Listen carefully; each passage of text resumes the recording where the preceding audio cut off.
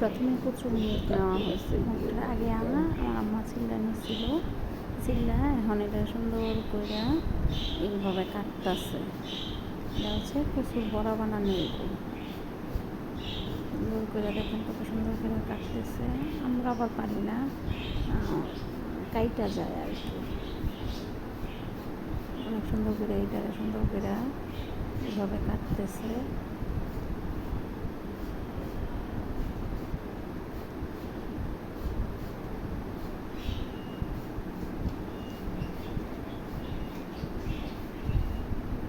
অনেক সুন্দর করে দেখেন কত সুন্দর করে কাটতেছে এটাকে।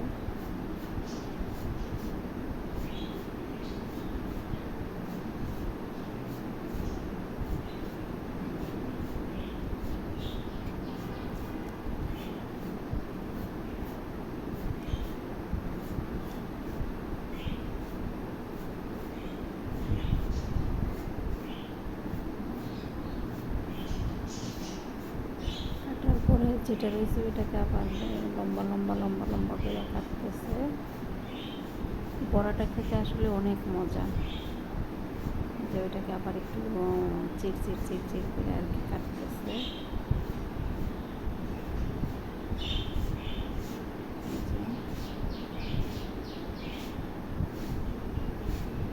এটা এমনভাবে কাটতে হবে যাতে না ওই দিক দিয়ে না ইয়া হয় একটু। এই যে এখন আবার ওইটাকে বলতেছে।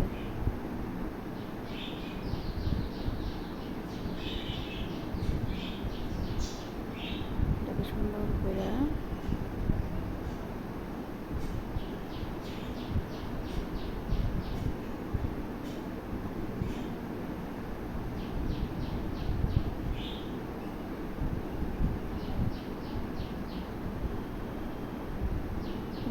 বলতেছে। আসলে এতদিন অসুস্থতার কারণে ভিডিও দিতে পারি নাই। পেজের অবস্থা অনেক খারাপ, যেটা বলার মতো না।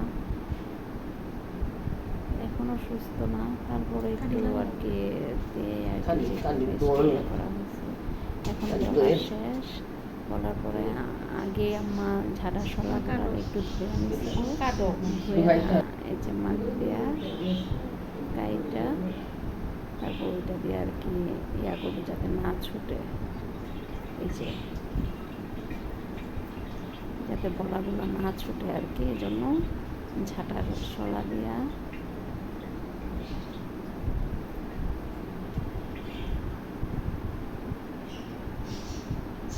সুন্দর করে ইয়া করতেছে। করা শেষ, তারপর সুন্দর করে মশলা দিয়া আমার আম্মাই মাখছিল, ওটা আসলে আমি তুলি নাই। এই যে দেখেন কত সুন্দর করে মশলা বলতে আমরা ইয়াতে বড়াতে যেগুলো দেয় আর কি, হলুদ, মরিচ, ধনিয়া গুঁড়া, এখন তেল দিয়ে বড়াগুলো দিয়ে দেওয়া হইতেছে।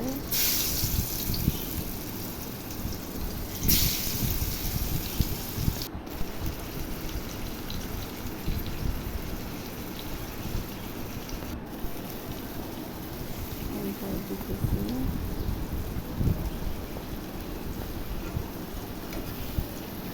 বড়াগুলো আসলে হয়ে গেছে। এই দেখেন উইয়া হয়ে গেছে। আল্লাহ হাফেজ।